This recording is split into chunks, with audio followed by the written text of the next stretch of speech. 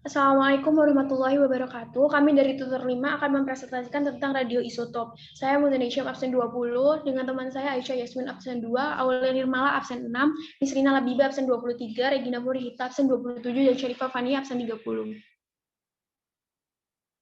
Sejarah radioisotop. Pada tahun 1896, W.C. Ronson menemukan sinar X yang dapat menembus materi yang tidak bisa ditembus oleh sinar tampak. Para ilmuwan menyadari bahwa beberapa unsur dapat memancarkan sinar meskipun pada saat itu mereka belum mengetahui apa dan penyebabnya. Pada tahun 1896, Henry Becquerel tidak sengaja mendapat sinar X dari batuan yang mengandung garam uranium. Batuan tersebut dibungkus dengan kertas hitam yang diletakkan di atas plat film.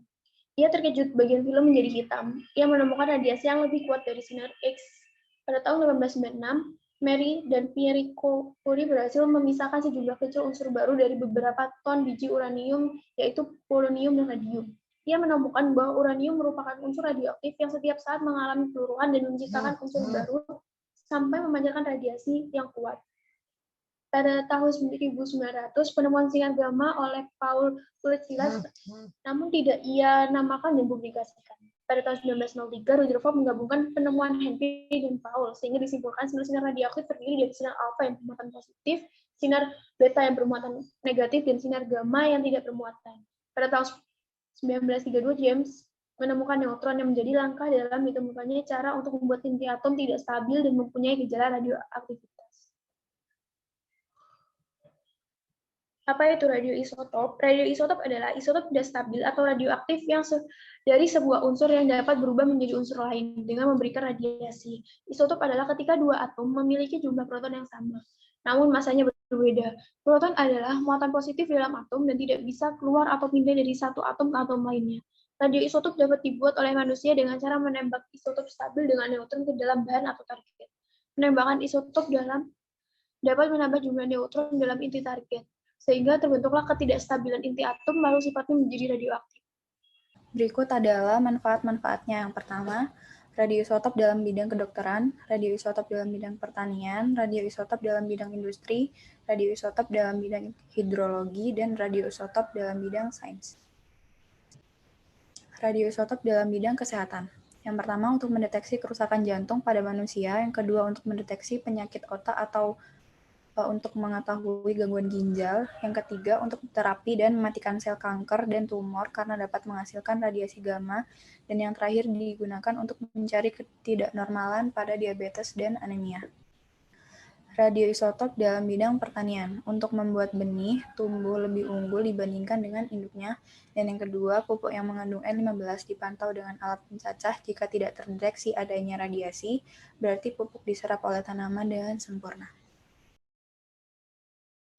Selanjutnya, manfaat radioisotop dalam bidang industri adalah yang pertama, radiasi sinar gamma digunakan dalam vulkanisasi lateks alam atau untuk memeriksa cacat pada logam. Selain itu, radiasi digunakan untuk pengawetan kayu atau barang-barang seni serta mendeteksi kebocoran pipa.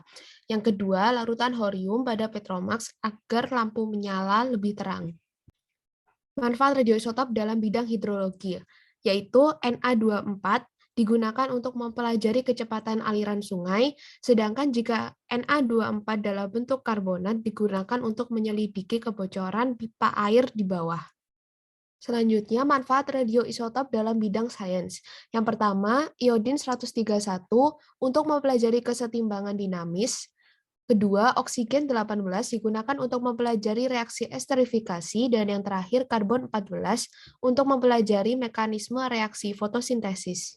Radioisotop sendiri memiliki beberapa dampak yang mungkin belum kita sadari kehadirannya, yaitu radioisotop dalam bidang kesehatan, radioisotop dalam bidang pertanian, radioisotop dalam bidang industri, radioisotop dalam bidang hidrologi, dan yang terakhir, radioisotop dalam bidang sains.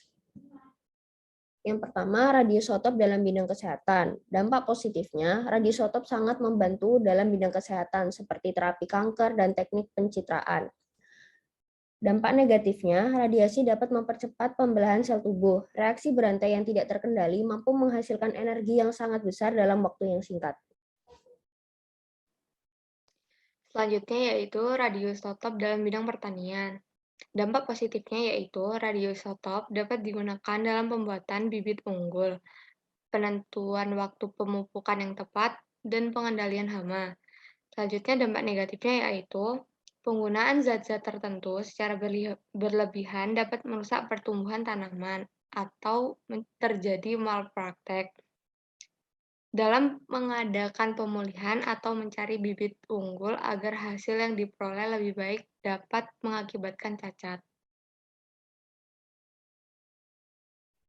Selanjutnya, radioisotop dalam bidang industri. Dampak positifnya yaitu radioisotop membantu dalam bidang industri. Salah satunya adalah untuk mendeteksi kebocoran pipa yang berada di bawah tanah dengan kedalaman yang tinggi atau pipa dalam beton.